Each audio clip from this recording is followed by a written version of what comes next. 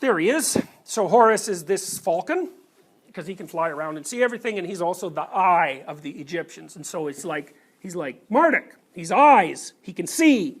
Okay, so then Horus grows up, and he's thinking, enough underworld stuff, I'd like to have my kingdom back, my rightful kingdom. Now he's different than Osiris, and the reason he's different is because he can see. And not only can he see, he will see. And that's a whole different thing. So Horus is not willfully blind. And that's a drag, because he can see what's happened to the kingdom, and he can see Seth. And that's not so good. It's like you're in Romeo Dallaire's position then, aren't you? You have to shake hands with the devil. And you know what happened to Romeo Dallaire when that happened? It's like he's a general, right? I hope you all know this. You know, he was there in Rwanda when everybody got massacred and the UN didn't step in properly. He had to watch all that. It was like post-traumatic stress disorder instantly. So it's like, if your eyes open and you can see evil, it's like, you better look out, because if you're face to face with real malevolence, the probability that that will damage your brain is very high. You know, and one of the things that's very interesting, if you think about post-traumatic stress disorder, is that often in soldiers, it's a consequence of something they did, not something they saw.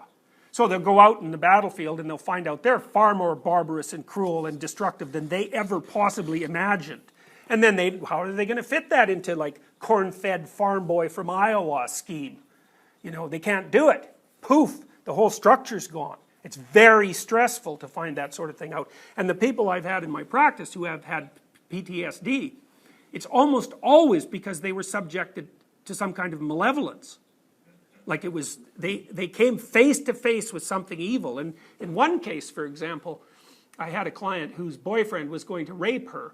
She was naive beyond belief. And what gave her post-traumatic stress disorder wasn't what he did, because she could fight him off. She happened to be bigger than he was.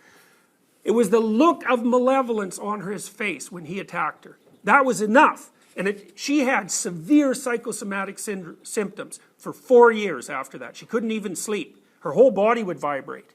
And it took a lot of untangling before we figured out that it was the look on his face. And I've seen that happen other times. It's like, coming face to face with this sort of thing is no joke.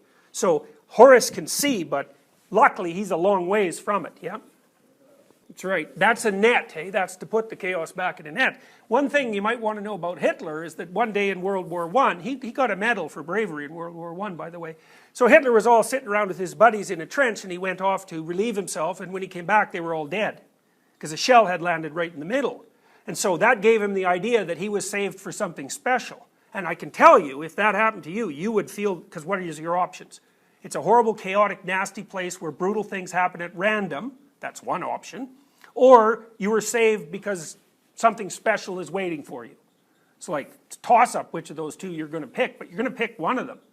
So, anyways. Okay, so Horus, he can see Set. Too bad for him. So he goes back to the kingdom, and he has like vicious fight with Set. And Set's like, they're pretty evenly matched. And so the idea there is that even if you're Horus, like son of order and son of chaos, and your eyes are open, it's like, it's a pretty even battle. So they're fighting away, and Seth gets the upper hand, and he tears out one of Horus's eyes.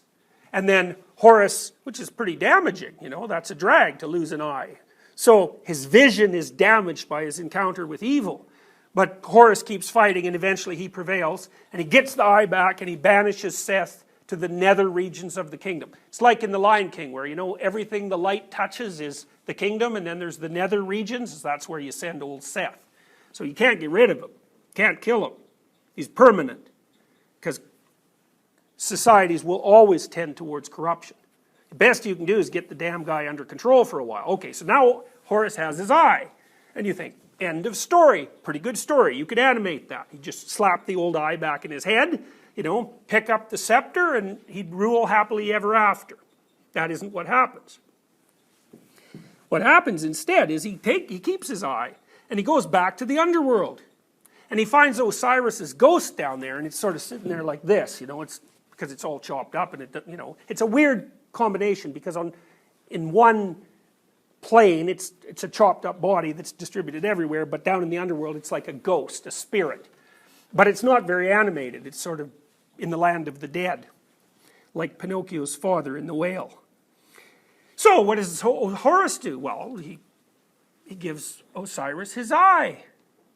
So now, blind tradition can see.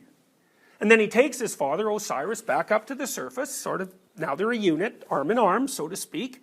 And it's the combination of Horus and Osiris that rule Egypt. And that's what the Egyptians figured out. It's like, God, that's so smart.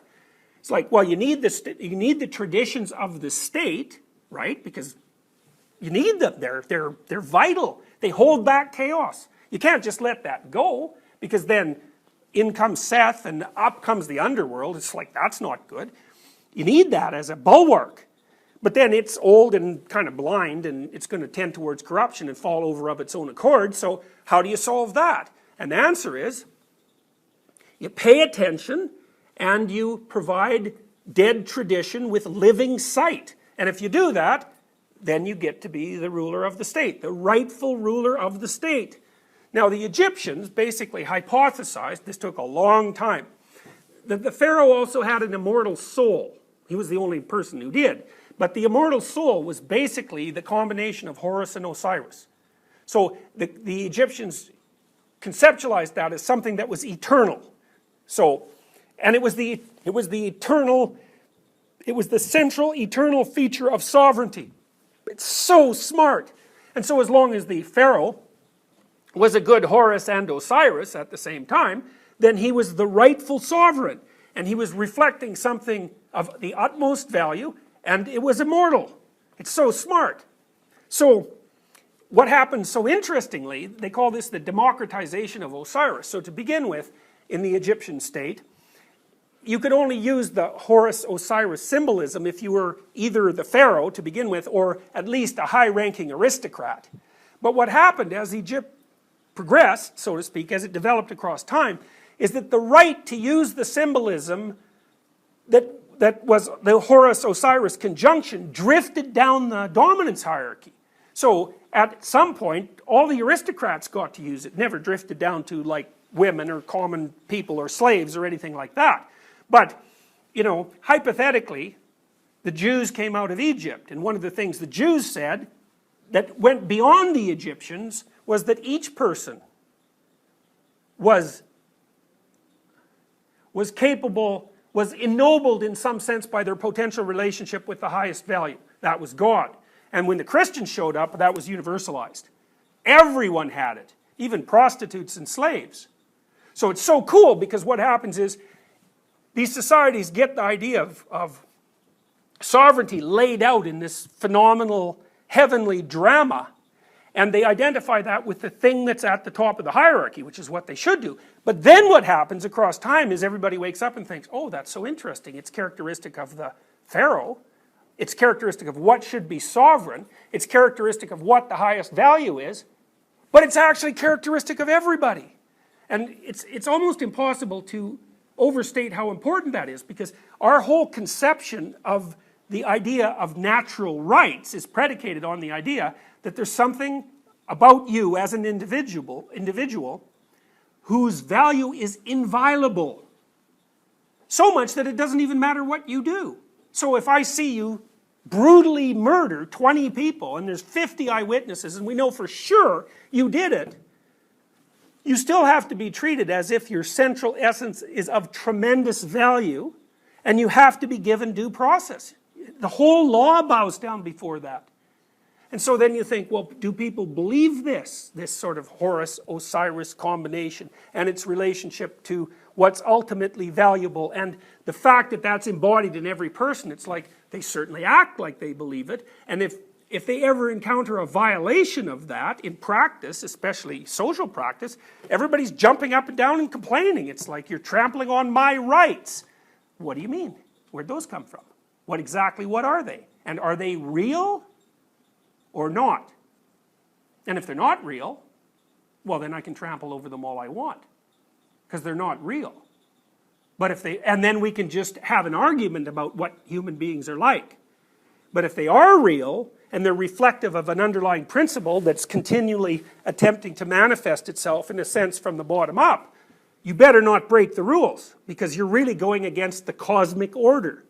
So That's the Egyptian story. It's like, it's mind-boggling. It's no wonder that story had enough dynamism to propel a whole culture across several thousand years. It's like, it's a staggering achievement.